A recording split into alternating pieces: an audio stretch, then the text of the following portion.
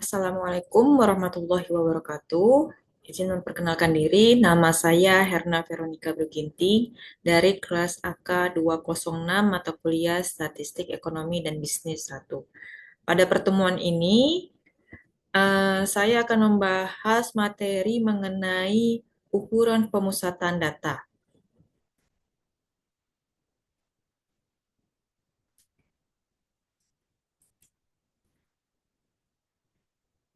Nah, sebelum masuk lebih dalam, mari kita lihat cakupan materi yang akan dibahas. Nah, kita akan memfokuskan pada tiga ukuran pemusatan data. Yang pertama ada mean, median, dan modus. Untuk setiap ukuran ini, kita akan mempelajari bagaimana cara menghitungnya, baik data tunggal maupun data berkelompok.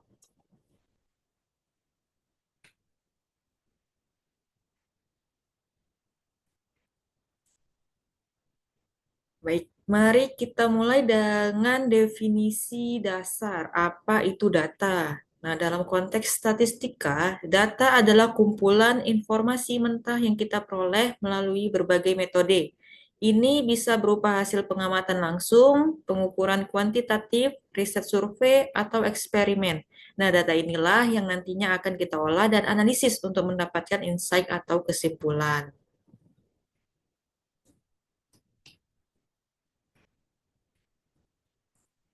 Nah, setelah memahami apa itu data, sekarang kita masuk ke inti pembahasan kita, yaitu ukuran pemusatan.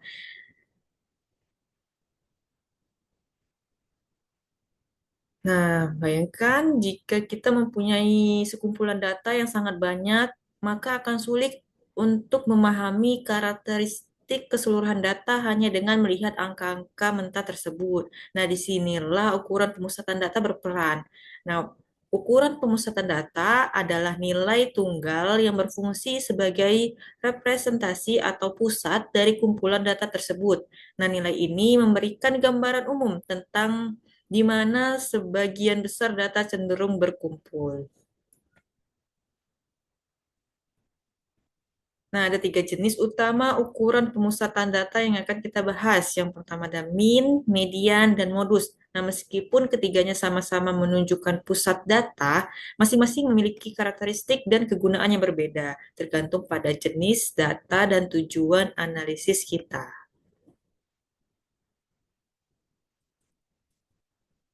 Nah, mari kita mulai yang pertama dengan mean. Min atau yang lebih dikenal dengan nilai rata-rata. Min adalah ukuran pemusatan yang paling umum dan sering digunakan. Konsepnya sederhana, kita menjumlahkan semua nilai dalam kumpulan data, lalu membaginya dengan banyaknya data tersebut. Nah, secara sistematis, min dilambangkan dengan X bar.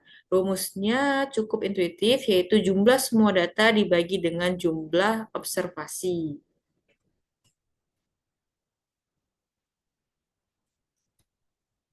Nah, untuk memperjelas konsep min pada data tunggal, mari kita lihat studi kasus berikut ini.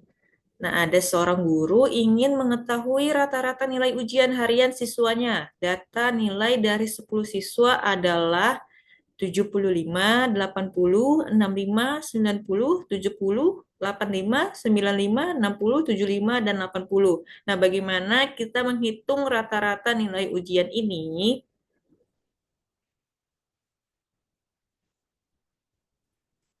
Nah, untuk penyelesaiannya, bagaimana jika data kita sajikan dalam bentuk kelompok?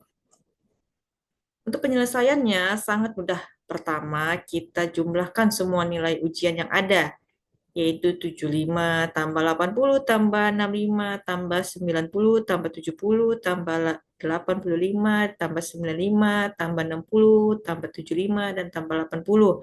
Yang hasilnya yaitu 775.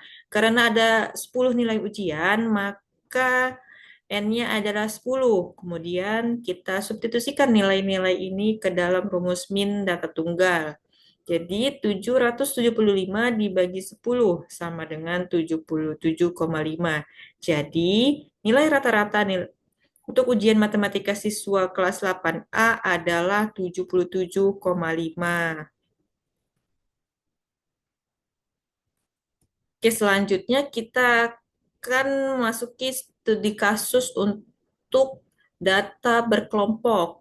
Nah, di sini contohnya Posyandu Melati mencatat berat badan balita dalam bentuk kelompok. Kita tidak memiliki setiap nilai individu, melainkan rentang nilai dan frekuensinya. Pertanyaannya, bagaimana kita menghitung rata-rata berat badan dari balita data berkelompok ini? Nah, bisa kita lihat di dalam soal, berat badan 5 sampai 7 kilogram, frekuensinya ada 4. Berat badan 8 sampai dengan 10, frekuensinya ada 7. Berat badan 11 sampai dengan 13, frekuensinya ada 10. Berat badan 14 sampai 16, frekuensinya ada 6. Dan berat badan 17 sampai 19 kilogram, frekuensinya ada 3. Nah, untuk penyelesaiannya, untuk menghitung min data berkelompok, kita memerlukan titik tengah. Nah, dari setiap kelas interval, titik tengah ini merepresentasi nilai untuk setiap kelas. Caranya menghitung dengan menjumlahkan batas bawah dan batas atas kelas, lalu dibagi dua. Misalnya untuk kelas 5 sampai dengan 7, titik tengahnya adalah 5 ditambah 7 dibagi 2 sama dengan 6. Nah, setelah mendapatkan nilai tengahnya, untuk semua kelas, langkah selanjutnya adalah mengalihkan frekuensi setiap kelas dengan titik tengahnya, lalu menjumlahkan semua hasil perkalian tersebut.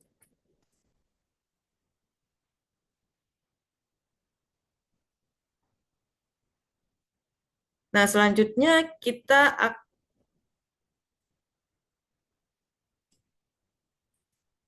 kita dapat melihat penjumlahan seluruh frekuensi. Nah, ini akan memberikan kita total banyaknya data. Setelah itu, kita gunakan rumus min data berkelompok, yaitu X bar sama dengan sigma FI kali XI per sigma FI.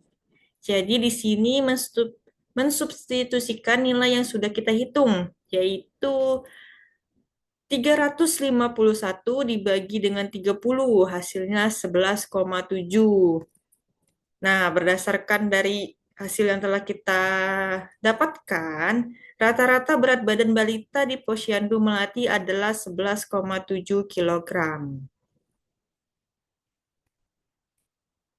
Oke, untuk selanjutnya kita akan membahas median. Berbeda dengan min yang merupakan rata-rata aritmatika, median adalah nilai tengah dari sekumpulan data. Nah, penting untuk diingat bahwa untuk menemukan median, data harus diurutkan terlebih dahulu, baik dari yang terkecil ke terbesar atau sebaliknya. Nah, jika data tidak diurutkan, nilai median yang kita dapatkan kemungkinan akan salah. Nah, untuk data tunggal, cara mencari median tergantung pada jumlah datanya. Jika jumlah data ganjil, median adalah nilai yang tepat berada di tengah setelah data diurutkan. Posisinya dapat ditemukan dengan rumus N tambah 1/2. Namun, jika jumlah data genap, tidak ada satu nilai tunggal di tengah. Dalam kasus ini, median adalah rata-rata dari dua nilai tengah. Posisinya adalah data ke N dibagi 2 dan data ke N ditambah 1 dibagi 2. Nah, untuk data berkelompok, rumus median sedikit lebih kompleks karena kita berurusan dengan interval. Nah, rumus yang digunakan adalah median sama dengan TB ditambah P N per 2 dikurang F per F. Nah, keterangan di sini TB merupakan tepi bawah kelas median. P adalah panjang kelas, N adalah banyak data, F besar adalah frekuensi kumulatif sebelum kelas median, dan F kecil adalah frekuensi kelas median. Nah, kita perlu mengidentifikasi kelas median terlebih dahulu, yaitu kelas di mana nilai median berada. Oke, mari kita terapkan konsep median pada data tunggal. Di sini ada contoh kasus, yaitu seorang peneliti melakukan survei tentang jam belajar siswa. Data yang terkumpul adalah 2, 3, 1, 4, 2, 5, 3, 2, dan 6. berapakah median dari jumlah jam belajar siswa ini?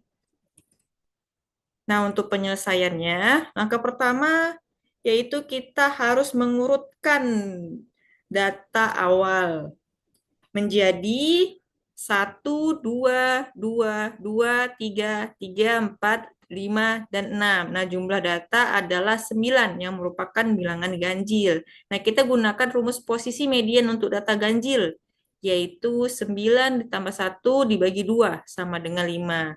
Nah, ini berarti median ada nilai data kelima setelah diurutkan. Nah, dari data yang sudah diurutkan, nilai kelima adalah 3. Jadi median dari jumlah jam belajar siswa adalah 3 jam. Oke, selanjutnya kita akan menghitung median untuk data berkelompok. Nah, kita memiliki data nilai 40 siswa yang dikelompokkan dalam interval. Bagaimana kita menentukan median nilai siswa dari data tersebut?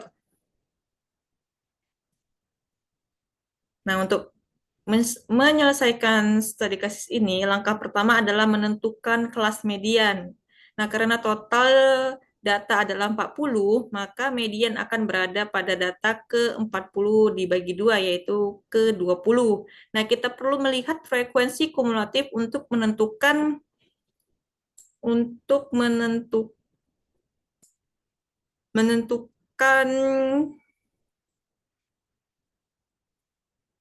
kelas interval di mana data ke-20 berada. Nah, dari tabel data ke-20 berada di interval 71 sampai dengan 80.